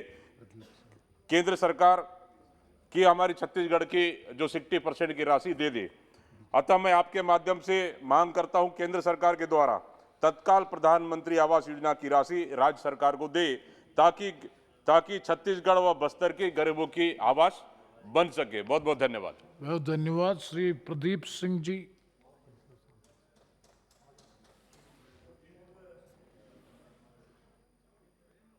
अध्यक्ष महोदय, बड़ी ही अति महत्वपूर्ण विषय पर आपने मुझे बोलने का अवसर दिया, इसके लिए आपका बहुत बहुत आभार व धन्यवाद। महोदय, अररिया लोकसभा से मैं आता हूं, नेपाल और बंगाल के सीमा से। वो फ्लडेड एरिया है, बाढ़ आती है और वहाँ सिर्फ मात्र गेहूं और मक्के का फसल 15 जिले में हमारे अगल बगल होता है, अररिया, पूर्णिया, किशनगंज, कटिहार। और अभी अभी वर्तमान समय में किसानों को मक्के का खेती करना, गेहूं का, सब्जी का और डीएपी खाद नहीं मिल रहा। महोदय, हम आपके माध्यम से माननीय मंत्री जी से आग्रह करेंगे कि डीएपी खाद और पोटास, ये दोनों खाद का काफ़ी किल्लत है, किसानों में हाहाकार है। कई हमारे पूर्व माननीय सांसदों ने इन बातों को रखा है, इसे गंभीरता से लिया जाए, क्योंकि हमारा देश कृषि प्रधान देश है, किसानों का देश है। महोदय, उस इलाके में कोई उद्योग नहीं है, मात्र किसान मक्के का खेती पर आधारित है, इसलिए वहां इमीडिएट खाद का व्यवस्था करवाया जाए। यही मैं आपसे, पोटास और यूरिया का काफी किल्लत है, इसका व्यवस्था सुनिश्चित किया जाए। महोदय, धन्यवाद। Thank you, Chairman. Through you, I would like to bring the attention of this August House the 11th report of the United Nations University Institute for Water, Environment and Health, titled Aging Water Storage Infrastructure and Emerging Global Risk, stating certain safety concerns of the Mullaperiyar Dam. The collapse of this dam will affect the lives and properties of 50 lakh people residing in its downstream. That's why, through you, we request the government to kindly construct a new dam in Mullaperiyar to protect the lives and property of 50 lakh people in the state of Kerala. Sir, yesterday night, without notice, the shutters of the dam suddenly opened and water rushed into the hundreds of houses. The families residing in the banks of Periyar River are in real fear. That's why your intervention we needed. Thank you, Chairman. Thank you, Srimati Geeta Vishwanath.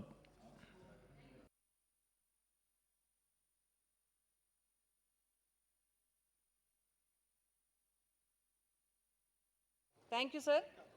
My issue regarding AP bank retirees and his families. Sir, currently family pension of bankers is only 15% of last pay. Sir, they are requesting to consider to improvement of pension to family pensioners on par with government sector and RBI as the issue is pending since 15 years. Sir, government has approved upgradation of pension for RBI retirees. Also in 2019, AP Bank retirees also requesting for upgradation of pension for bank pensioners as the issue is pending since 20 years. Sir, there are about 2,000 only surviving retirees and about 1,500 surviving spouses who retired before 1986 and getting minimum ex gratia amount. I request the Government of India to consider their request, which only 2 to 3 crores only required for this request. Thank you, sir. Dr. Alok Kumar Suman. धन्यवाद सभापति महोदय। मेरे संसदीय क्षेत्र गोपालगंज के हथुआ मंडल में सबिया airport जो कि रक्षा मंत्रालय के रक्षा संपदा के अधीन है, उसे उड़ान योजना के तहत शामिल कर लिया गया है। यह 517 एकड़ में फैला हुआ है, जिसका 30 से 40% हिस्सा अतिक्रमण में है। अतिक्रमण हटाने के मैंने बिहार सरकार एवं डिफेंस के सचिव को पत्र लिखा है। बिहार सरकार के अधिकारियों का जवाब है कि यह भूमि रक्षा मंत्रालय की है। ऐसी स्थिति में भूमि के कागजात के साथ मापी का निर्देश रक्षा मंत्रालय से प्राप्त होने पर अतिक्रमण चिन्हित करके अतिक्रमण अधिनियम 1956 के तहत कार्रवाई की जाएगी। अतः महोदय, आपके माध्यम से मैं माननीय रक्षा मंत्री जी से निवेदन करता हूँ कि अतिक्रमण हटाने के लिए मंत्रालय के संबंधित अधिकारियों को निर्देश दे ताकि वो आदेश जारी करे और अतिक्रमण हटे और उड़ान योजना सफल हो। धन्यवाद सभापति महोदय। धन्यवाद श्री कृष्णपाल यादव जी। धन्यवाद सभापति महोदय। मैं आपके माध्यम से सरकार का ध्यान मेरे संसदीय क्षेत्र गुना के आवारा पशुओं की समस्या की ओर आकर्षित कराना चाहता हूं, जिससे ग्रामीण क्षेत्र ही नहीं बल्कि शहरी क्षेत्र भी प्रभावित है। क्षेत्र में आवारा पशुओं की लगातार वृद्धि को देखते हुए किसान अपनी फसलों का संरक्षण नहीं कर पा रहे हैं। सड़कों से लेकर शहर में, बाजारों में और खेतों में घूम रहे आवारा पशुओं के कारण अचानक आई घटनाओं भी घटित हो रही हैं, जिससे पशुओं और मानव जीवन प्रतिदिन मौत के मुंह में जा रहे हैं। किसानों की मेहनत से लहलहाती फसलें आवारा पशुओं की भेंट चढ़ रही हैं। कई धार्मिक एवं पर्यटक स्थलों को आवारा पशुओं व्यवधान उत्पन्न कर रहे हैं, जो कि पर्यटकों के लिए भी घातक हैं। इस अव्यवस्था को दृष्टिगत रखते हुए मेरा सरकार से अनुरोध है कि मेरे संसदीय क्षेत्र में गौ अभयारण्य या वन्य जीव अभयारण्य की स्थापना की जाए। इसकी मैं मांग करता हूं, जिससे कि आवारा पशुओं का संरक्षण हो सके और उक्त समस्या से क्षेत्र की जनता को निजात मिल सके। धन्यवाद। श्रीमती गीता खोड़ा। बहुत बहुत धन्यवाद सभापति महोदय। मैं आज आपको देश के उन करोड़ों आदिवासियों की ओर से भी आपको बहुत धन्यवाद करती हूँ कि आपने मुझे बोलने का अवसर दिया। सभापति महोदय, बहुत दुख की बात है कि आदिवासी जो भारत के मूल निवासी है, आज उनका अस्तित्व खतरे में है। इनकी पहचान, इनकी संस्कृति, इनकी भाषा धीरे धीरे खत्म होती जा रही है। सरकार इस और गंभीर नहीं है। सिर्फ योजनाएं कर लेने से उनका भला नहीं होने वाला। महोदय, मैं आपके माध्यम से सरकार से ये कहना चाहती हूँ कि पिछले वर्ष झारखंड सरकार ने सर्वसम्मति से, विधानसभा से सर्वसम्मति से सरना धर्म कोड के लिए केंद्र सरकार को प्रस्ताव भेज दिया है। महोदय, आपके माध्यम से मैं सरकार का ध्यान आकृष्ट कराना चाहती हूँ कि सरकार अपने को आदिवासियों का हितैषी मानती है। सिर्फ मानने से नहीं बल्कि काम करने से होगा। आज देश के आदिवासी खतरे में हैं। इनकी भाषा भाषा की रक्षा करनी है तो इनको आने वाले 2021 के जनगणना के कॉलम में अलग धर्म कोड दिया जाए। आपने बोलने का मौका दिया, बहुत बहुत धन्यवाद। श्री एस.टी. हसन जी। सर, बहुत बहुत शुक्रिया सर। मैं आपका ध्यान एक बहुत महत्वपूर्ण जन समस्या की ओर दिलाना चाहता हूं। सर, मोटर व्हीकल्स जिनको 15 साल के बाद बैन कर दिया गया है सड़क पर आने से, कुछ कहीं पर 10 साल के बाद भी किया गया है। मिडिल क्लास के लोग और लोअर मिडिल क्लास के लोग बड़ी मुश्किल से एक गाड़ी खरीदते हैं, और अगर वो गाड़ी बहुत प्यार से रखते हैं, उसमें उसकी फिटनेस कराने के बाद अगर वो चल सकती है। कुछ मिडिल क्लास फैमिलीज़ की गाड़ियाँ 10,000 20,000 किलोमीटर केवल चली हैं, मजबूरन जब उनको एक्सटेंशन नहीं मिलता तो कबाड़ी को बेचते हैं। 10-10 लाख की गाड़ी 50,000 में बेची जाती है। मैं आपके माध्यम से सरकार से कहना चाहता हूं कि ये आदेश पारित करें कि पुरानी गाड़ियों की फिटनेस करके रोड पर लाया जाए। शुक्रिया। Shri Saptagiri Shankar उलखा। Thank you, Chairman, sir. Sir, I'd like to raise a very important issue. Around 2,100 acres of land was acquired to set up a alumina refinery unit in Kamsariguda in Rayagada and Koraput district. Sir, this has already been approved by the high-level clearance authority of Odisha. And with much struggle, sir, the public hearing on environmental clearance, everything was cleared just recently. Sir, I would like to request the Ministry of Mines to direct the state government of Odisha to sign the MOU and ensure that this refinery plant in Kamsariguda is established at the earliest. Because, sir, it's almost 14 years, the people have lost their land and they are in a lot of trouble, and with much difficulty this has been approved now. So I would like to kindly request the Ministry of Mines to direct state government to set up the aluminium plant in Kamsariguda by signing the MOU. Thank you, sir. To Shri M. Guru Murthy. Thank you, Chairman, sir. Sir, there is another issue emanating from the state bifurcation is the settlement of power dues between the two states. I wish to draw the kind attention of this House to the fact that an amount of 6,112 crores is receivable by Andhra Pradesh Power Generation Corporation Limited from the Telangana distribution utilities. This amount pertains to power supplied by AP Genco to Telangana Discoms from the date of state bifurcation up to 10th June 2017. The Telangana Discoms have recognized the amount as payable, but are yet to make the actual payment. It is necessary to mention in this regard that immediately after bifurcation, AP Genco has expressed its inability to supply power to Telangana. Despite the objection by Andhra Pradesh government, Ministry of Power, Government of India had sumo to scheduled and compelled AP Genco to supply power.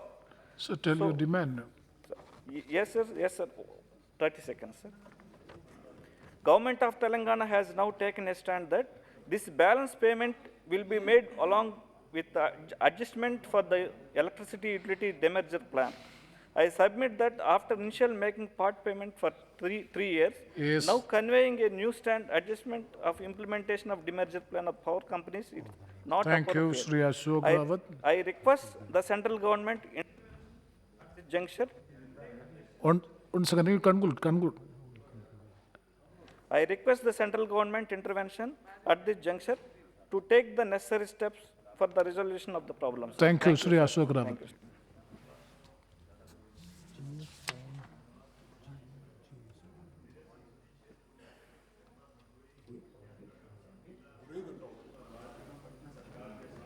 No, your mic is not working.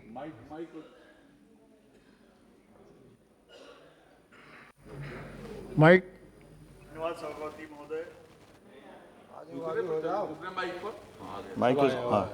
धन्यवाद सभापति महोदय।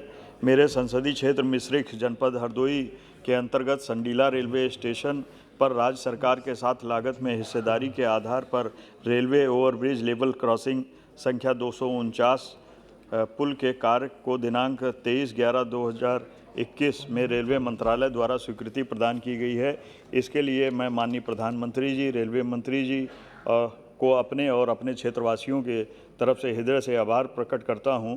इस संबंध में अध्यक्ष महोदय, मैं लगातार जल्द कार्रवाई के लिए लगातार मैंने नियम 377 के अधीन सूचना तारांकित प्रश्न एवं डिमांड क्या है? बस 30 सेकंड्स चेयरमैन साहब। सुनिकाल और पत्रों के माध्यम से निरंतर अनुरोध करता चला आ रहा हूँ।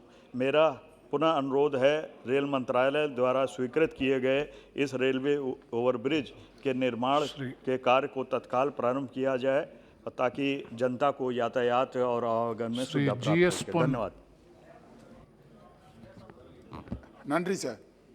என்னுடைய கள்ளக்குறிச்சி பாராளுமன்ற தொகுதியில் அடங்கியிருக்கிற ஏற்காடு சட்டமன்ற தொகுதி மலைவாழ் மக்களுக்காக ஒதுக்கப்பட்ட தொகுதி. அந்த தொகுதியிலே ஏற்காடு மற்றும் கல்வராயன் மலையிலே 50,000க்கும் மேற்பட்ட மலைவாழ் மக்கள் அங்கே வாழ்ந்து கொண்டிருக்கிறார்கள். மலைகளின் பாதுகாவலனாக வாழ்ந்து கொண்டிருக்கிற அவர்களுக்கு தங்களுடைய வாழ்வாதாரமான தாங்கள் இருக்கும் இடத்திற்கு பட்டாவும் தாங்கள் செய்கிற விவசாய நிலங்களுக்கு பட்டாவும் இதுவரை அவர்களுக்கு கிடைக்கவில்லை. ஏனென்றால் இங்கே உச்சநீதிமன்றத்தில் இருக்கிற பல வழக்குகள் அதற்கு தடையாக இருக்கிறது. அதனால் ஒன்றிய அரசு உடனடியாக அதில் தலையிட்டு அந்த மக்களுக்கு தேவையான பட்டாவும் அவர்கள் உழவு செய்கிற நிலத்திற்கான பட்டாவும் உடனடியாக வழங்கிட வேண்டும் என்று உங்களின் மூலமாக நான் கேட்டுக்கொள்கிறேன். நன்றி, வணக்கம். நன்றி, வணக்கம். Doctor Mohammad Javed. Thank you sir. Sir मेरा क्वेश्चन आया था कुछ दिन पहले लेकिन नंबर नहीं आ पाया. हमारे यहाँ पिछले कई सालों से नदी के कटाव से हज़ारों एकड़ ज़मीनें बर्बाद हो रही हैं सर. 176 विलेजेस का मैंने लिस्ट दिया बिहार सरकार को जहाँ पे नुकसान हुआ है. मेरी आपके ज़रिए गुजारिश होगी कि जहाँ जिनकी ज़मीनें गई हैं उनको ज़मीनें मिलनी चाहिए, जिनके घर बर्बाद हुए हैं वहाँ पे घर का मुआवजा मिलना चाहिए, और साथ में सबसे ख़तरनाक जो कागज़ जिसके नुकसान हो गए, चूँकि आदरणीय गृह मंत्री बार बार कागज़ पूछने की बात करते हैं, तो उनको कागज़ मुहैया कराए और महानंदा बेसिन प्रोजेक्ट को अगले 2-3 सालों में कंप्लीट कराया जाए sir. Thank you very much. Suresh Dhanorkar.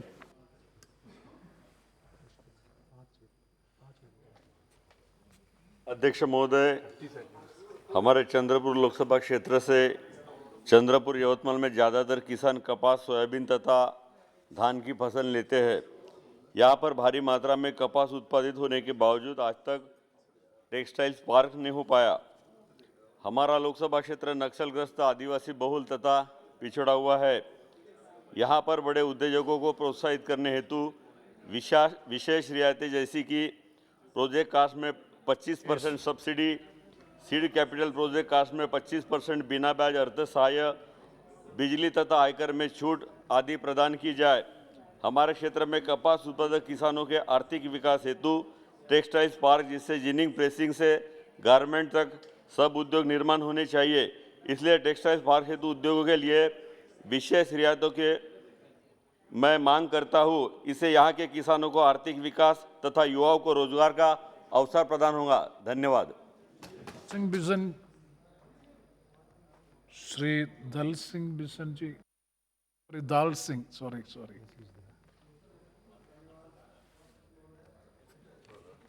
महोदय, मैं निशिकांत जी ने जिस विषय को उठाया मैं उसी को भी अपने क्षेत्र और प्रदेश के हिसाब से कह रहा हूँ कि धर्मांतरण इस समय पर पूरे प्रदेश में बहुत तेज़ी के साथ फैल रहा है, और विशेष करके ग्रामीण इलाकों में जो गरीब और कमज़ोर लोग हैं उनको धन का लालच दे करके धर्मांतरण के लिए उकसाया जा रहा है. नियमों का पालन किए बिना धर्म परिवर्तन कराया जाता है. ग्रामीण इलाकों में धर्म परिवर्तन करने वाले व्यक्ति और अन्य व्यक्ति के बीच में भारी विवाद हो रहा है, और जिसके कारण से मेरे यहाँ पर अभी पिछले समय गणेश पूजा और दुर्गा उत्सव के पूजा के समय पर लोगों ने पूजा उत्सव करने के लिए मना किया, उसके कारण से झगड़े हुए, और तो इस तरह से एक समाज के बीच में एक बहुत विवाद की स्थिति पैदा हो जा रही है.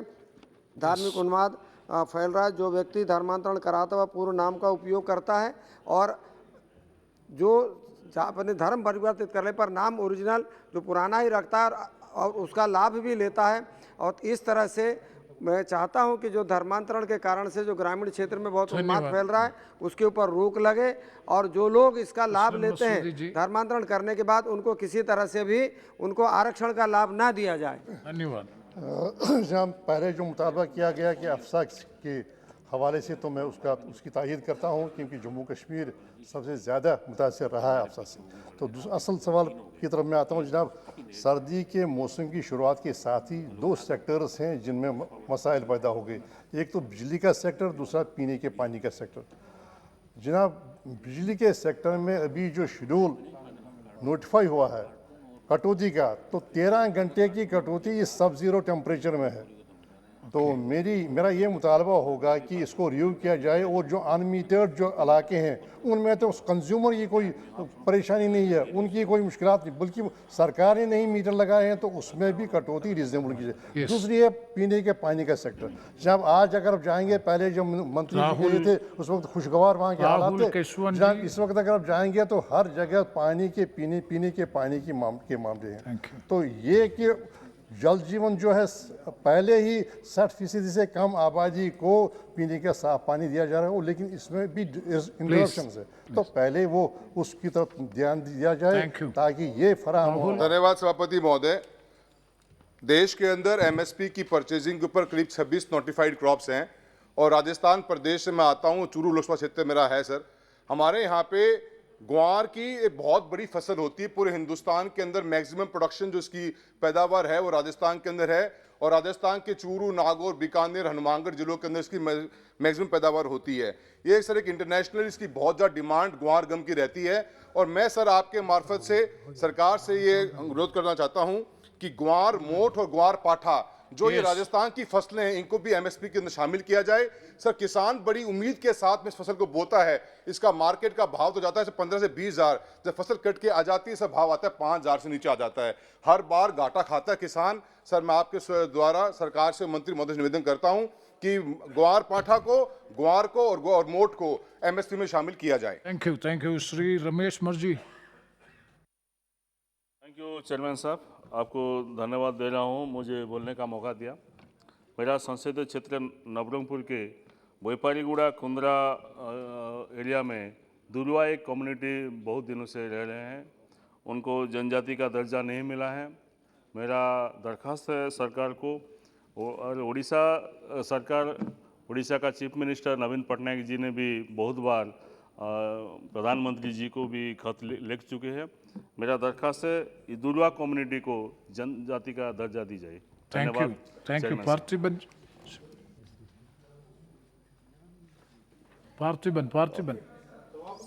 no sir, Parthiban. Yeah, thank you sir. So the river Ganga, the holy river of India, travels at 2,500 kilometers and enters the 1/4 of Indian lands. Similarly, the river Kaveri is the source of the livelihood of the 4 states, including Tamil Nadu. 16 districts, the people of Tamil Nadu use the Kaveri river water for drinking and agriculture irrigation purpose. The river Ganga and the Kaveri have the power of purifying themselves naturally, although the river Ganga and the Kaveri have been polluted for the various reasons. From time to time, the government has made the efforts to prevent.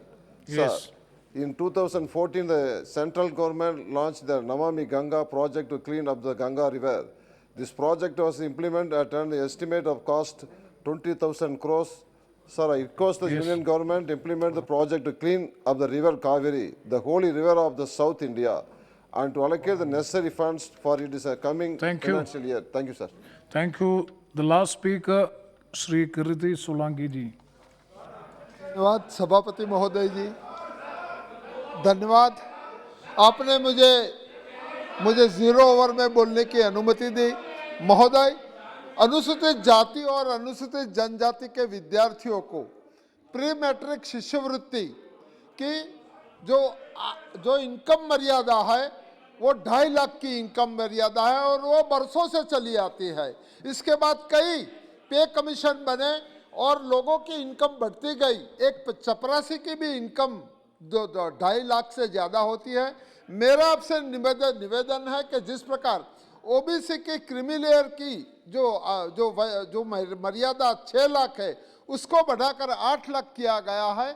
अनुसूचित जाति और अनुसूचित जनजाति के विद्यार्थियों के लिए, छात्र छात्राओं के लिए भी जो मर्यादा 2.5 लाख से बढ़ाकर 8 लाख करनी चाहिए। आपका बहुत बहुत धन्यवाद। See, the honorable speaker has tried the level best to accommodate maximum number of members to participate in 0 hour. Those who have not availed the opportunity will get preference next time. The House stands adjourned to meet again at 3:30 p.m. Thank you.